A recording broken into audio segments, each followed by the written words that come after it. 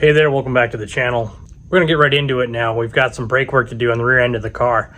So, as you know, we've got a road trip 10 days from now. So, got a little work before we can make that happen. Got to try to get the rear drums off the car. Bought a couple different pullers. Finally, one showed up. Let's try to get some work done, okay?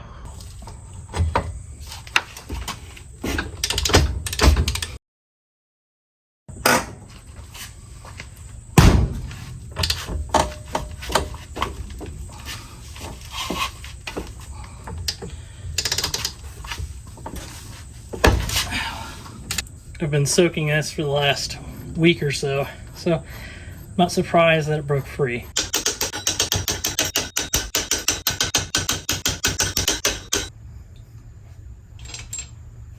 I don't know.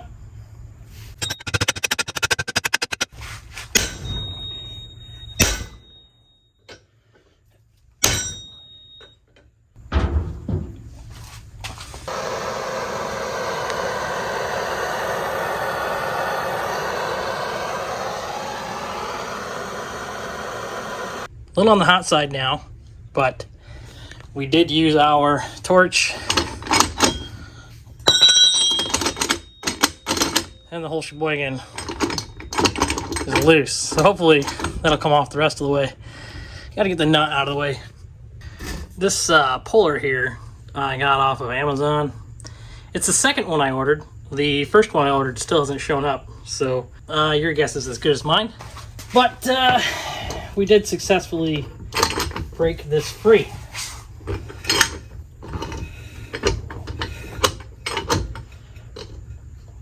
We'll find out, I guess, if I bent any wheel studs. If you haven't seen our rear wheel bearing for the 3rd generation RX-7 video, that's a doozy. Ended up having to take the whole hub off the car, take it to a shop, 150 ton press, had to heat the bearing while it was under 150 tons, flexed the machine out like a full inch.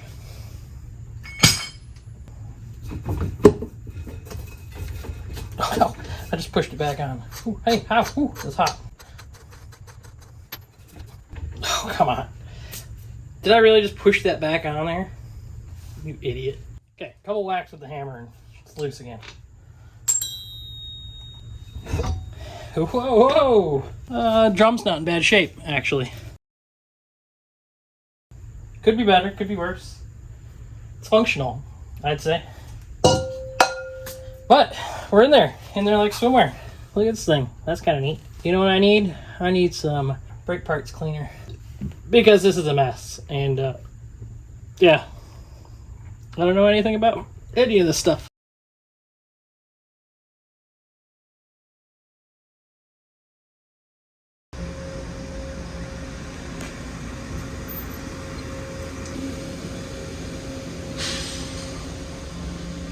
Just a quick hit with the sandblaster. It's a big difference. It's not perfect, but it's a brake drum, so that's what we got. I had an issue with my brake flaring tool. It wouldn't flare the line that I got. I was trying to flare stainless, so there's no surprise there, but the tool I had was a very cheap one and it wasn't working out. Even with the NICOP line stuff. So if you're making brake lines, get the NICOP line. It's totally worth it. I ordered a nicer, I'll call it a nicer brake flare tool, and they had the option to buy a used one. It'd save you like 30 bucks or whatever. So I bought the used one, and go figure, it showed up. What was packaged in just a bag was not the tool that I wanted. It was actually the same tool that I already had, the cheap crappy one. So I think what somebody did is they bought the good one and then returned their crappy flare tool in the packaging. Yeah, so that set me back. So I had to go back online and order another flaring tool. And when that one showed up, the dies were mismatched. So when the tool splits, you can look at the dies, and the machining on the dies didn't match each other. So whenever I would flare a line, it would offset the flare on the side of the line, and you can't do that when you are trying to flare lines. What I ended up doing was I would only half flare the line, so I just compress the end of the line enough to cause the inside flare and the bulge, but not to actually seat it in the die fully. I took the tool and I flipped the die backwards, so I just had the flat side of it, and I finished my flare like that. And I took I put the line in a used wheel cylinder, and I tightened it as hard as I could, and basically just used the brake line fitting and the wheel cylinder as a crude die. It's officially 3 weeks later. Things have happened. Things have broken. I took some time to try to correct them. Had an interesting experience trying to get parts. Let me explain. The original shoes have an e-brake lever arm. This is the driver's side. The original one does not have a groove to hold the arm to the shoe. Now that may not seem like a big deal to you until you get an arm sent to you, and it's supposed to have the pin included, but as you can see, the pin comes out. I received just the arm. And when I received the arm, I contacted and I asked them, hey, where's the pin? And they got a hold of their warehouse, which is the same warehouse that VP Auto Parts uses. They just order it and drop ship it to you. They had the pin sitting there, and they shipped me the pin. I asked them about, number one, why doesn't the pin stay press fit like it's supposed to? And number two, where's the clip? Why is there no clip holding it in there? And they said, oh, if you want the clip, you need to order the clip. So I had to order a clip separately. I ordered it from VP Auto Parts because that whole ordeal set me back 2 weeks. And yeah, so this is what it's supposed to look like when it's assembled. Looks pretty good.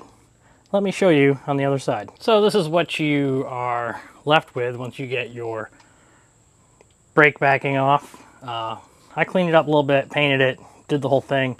You know what that looks like, so we're not going to worry about that. But this is our axle stub sticking out here. Keyway sits in there, which our keyway and everything is in the pile there. Carefully organized over here. Again, this is all 3 weeks ago that I dealt with this. I did end up redoing all of my brake lines, as you can see here. Still need to make one flare. That's a whole nother story. We'll get into that in a second. But for now, we need to put a flare on this guy and start reassembling this end. Okay, seen here, we have our trusty but ever so new wheel cylinder. So as you can see in frame, we have our backing plate, we have our wheel cylinder, we have our adjuster, which we'll prep here in a second.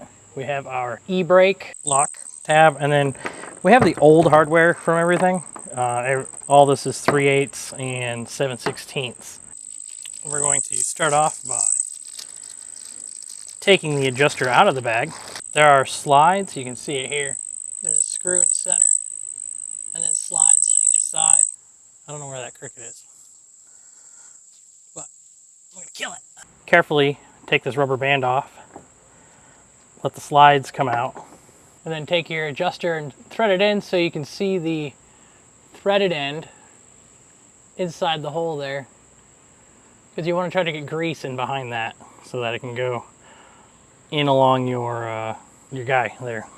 You know what I'm saying. Take this guy, get a little grease, and then do the same thing with the other. Just get it to sit in the hole there.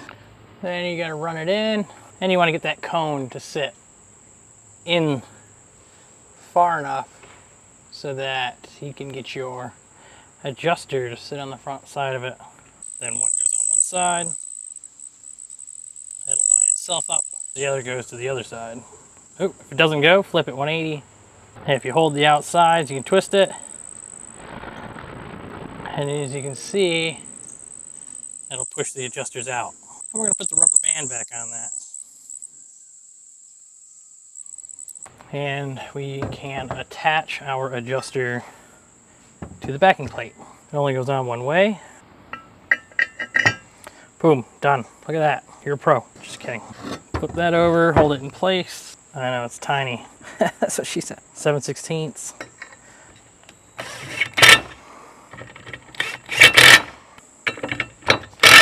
There, we have an adjuster installed. While we're on the back side, we can put e-brake. Oh, it's gotta go this way, actually. I think that's the wrong way. I think that's gotta sit upwards. Got the wrong side. Hold on. These come in a set. Yeah, that one sits right. We'll use that one instead. How about that? Cable sits. There's a cricket right here, and I have no idea where it is. These are the wheel cylinders for the disc brake front end. Why will you not go? There we go. Okay, and we switch back to our 7/8.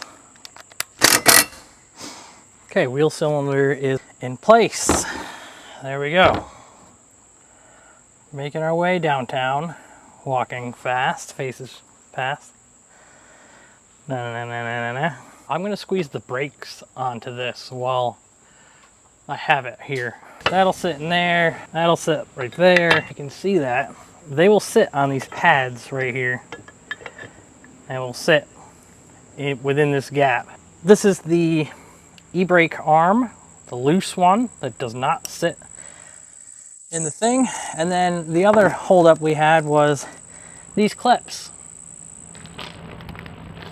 This little clip. This is the clip that they don't include with the actuator arm for the e-brake. They don't fit very well, so you just take some needle nose and adjust it to fit. The e-brake arm is going to sit in this hole here, this far left one. And it will actuate in that position when it's together. I have to put the clip on the back side, but before I do that, I want to grease everything in here. Remember, kids, no glove, no love. That's what my proctologist tells me anyway. We're in here just going to our little pads. You're good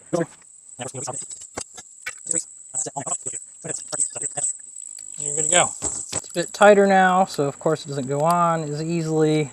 Use the tools you have available to you and give it a push. Huh? Nicely done. This is your pin. Goes through the backing plate. Gonna go hat, spring, hat. You'll have to push the hat through, or the pin through the hat, excuse me, and then turn it 90 degrees. So there's that, spring, and you have to press that quite far. Try not to launch this into the neighbor's yard. As funny as it would be, you might see a grown man cry if that happened.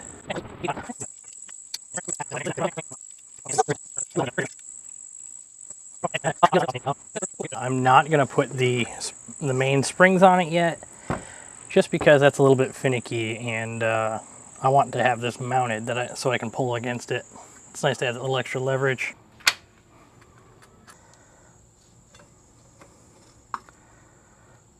And a little bit of grease on the felt seal. And squeeze that in there.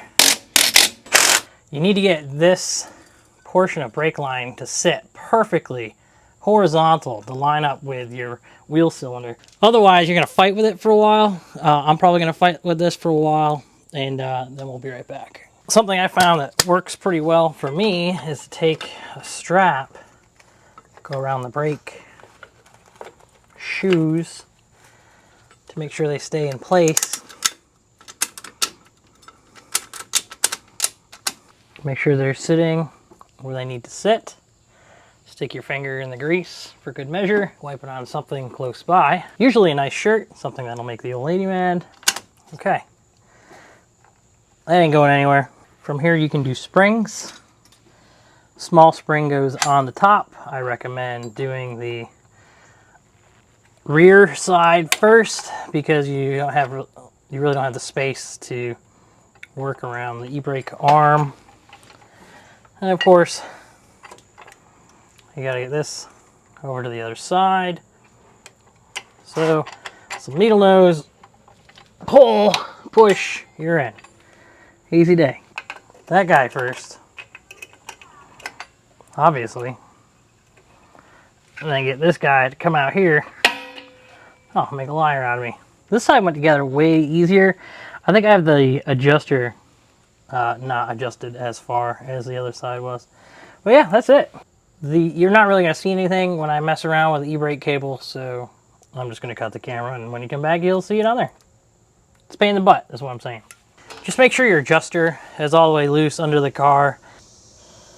Then, of course, our drum should go right. Should pop. Pop, pop. Pops. Right on. There we go. Okay. Okay. I'll take it. Should be fine. Should go right on there. It threads right on. Without an issue, it threads on easily. No big deal, because it's the right size. Honestly, this feels like it's the wrong. Definitely. Well, good thing we have the original. Original goes on nicely. Look at that. Well, if things couldn't get any better, I found out I bent the face of my drum. It's hard to see, but it's there. Put this thing on and it flops all around. So much for driving that this weekend.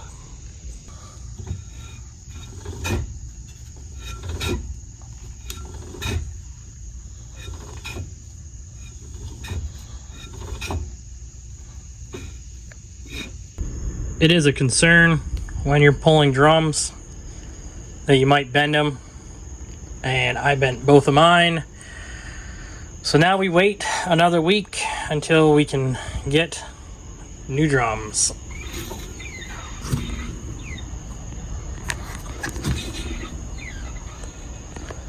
New day, new problem.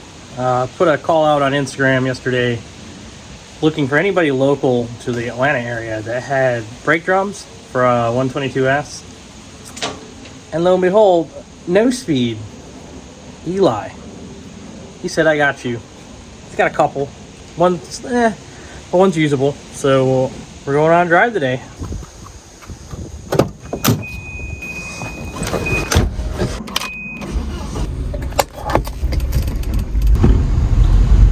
We just drive around some neighborhoods looking for parts. You might find somebody with a 122. Yeah. Are you? Yeah, because you got great taste in stickers. There you go. Thank you. Eli Smith of NoSpeed.com.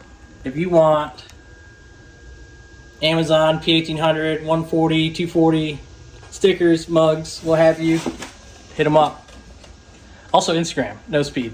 Thank you to Eli Smith over at NoSpeed at NoSpeed.com. If you're on Instagram, NoSpeed Shop.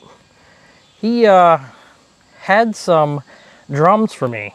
They are not new, they're used drums, but they are usable drums. So this one is pretty good shape, not too bad. A little rusty, but usable. We'll get them on the car and then see what happens from there. Before we do anything, we should probably fix our brake shoes. This is the driver's side of the car. You look at this guy here, the material on the shoe goes all the way to the top, right? Turns out, the short side is supposed to be towards the front. So I'm gonna set you guys up in a time lapse, tear all of this out, do the other side as well, and put it all back together.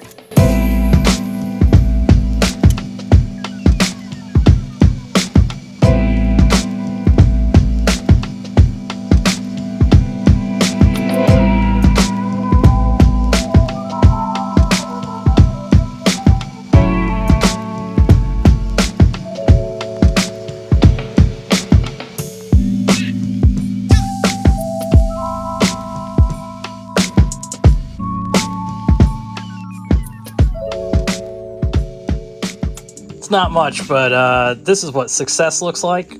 So, bask in my glory. Let's do the other side. I'm not going to film the other side because you just saw me do this side. How about I flip it and then play it, and then you can just pretend. How about that? Right? All right. Got over here and went to tear this thing apart, and I realized I did this side correctly. So I guess I read the directions or something, or it was purely on accident. We'll assume I knew what I was doing when I put this side together. Spring's a little loose in there. I think I'm going to put a new hole in the limit strap and bring the rear end up a bit. Okay, mic's dead. Not my friend Mike, but my microphone, my lapel mic. We lost a little bit of fluid. So we're gonna fill that back up again, and we're gonna get into bleeding these brakes. Let's take a second and appreciate just how far this car has come from sitting in the woods for 35 years to being a constant reminder of things to do. Oh, hey, we're leaking brake fluid. I guess I should close the bleeders and try to get the same thing that happened in the rear. Are you ready? I'm ready. Let's do this. I need you to pump it up, please. My leg's gonna start hurting already. Pump it. Pump. You feel good pressure in there? Mm-hmm. Okay. Do you want me to hold it for now? Yeah. Okay. Pump it. Stop. I gotta check to make sure we got fluid in the reservoir. We got plenty. You ready for the next one? Mm-hmm. Go ahead, pump it up. Which is a good sign. Let's go to the front. You ready for the front? Mm-hmm. Okay. How's your leg feel? It's Feel tired. strong yet? No. No? Good. Did you see the new stickers yet? Yeah, I saw. Oh. You're supposed to say no. Did you see the new stickers yet? No. No? Look. Dino Machines. Oh, yeah. I don't know when I'm going to put these out or how I can sell them, but maybe we'll have to see if we can buy the dinomachines.com domain name. Maybe. If anybody knows how to do that. It's currently owned by Teespring, and I could use some help trying to get it from them. So, I don't know. Dino Machines! So, it'd be funnier. Dino Machines! You know? I'm excited, right? Let me know if you want a sticker. I don't know. $10? Is that fair? Is that too much money? We'll figure it out. Let's do the front. You heard that boom? Mm-hmm. That's the brakes locking up the wheel. That's the brakes locking up. We have brakes finally. It's got brakes. I'm so excited.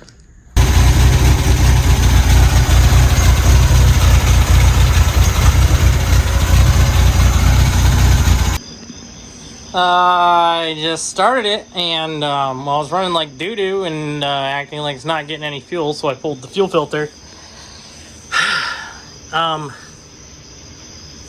Yeah. Okay, so tore the car apart, went through it. It was dirty. Go figure. I mean, it's 11 o'clock at night. I don't have any carb cleaner, if you can believe it. So yeah, we put fuel in the car. It's getting good clean fuel through the filter. The filter is not clogged. I think it's time I call it a night. Thank you for joining me today on this fun experience with our fun classic Volvo that sat in the woods for 35 years. This is just a typical problem you might find yourself. Comment down below if you chased your tail for hours.